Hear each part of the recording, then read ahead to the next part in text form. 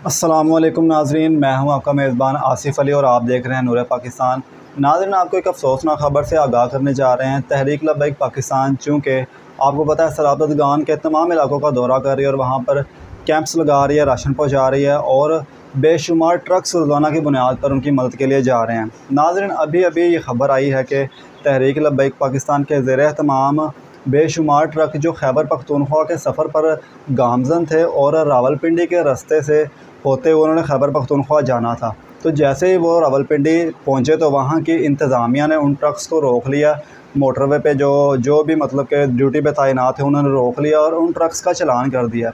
नाज़रीन, ये बहुत ही अफसोसनाक खबर है जहाँ पर वो गरीब लोग जो इस कर्ब के दौर में, इस कर्ब की हालत में गुज़र रहे हैं, वहाँ पर इंतज़ामिया इस कदर नाजायज़ और ज़्यादती वाला मामला कर रही है कि तहरीक लब्बैक पाकिस्तान के उन सैलाब ज़दा ट्रकों को रोक कर उनका चालान भी किया और कारकुनान से बदतमीज़ी भी की गई।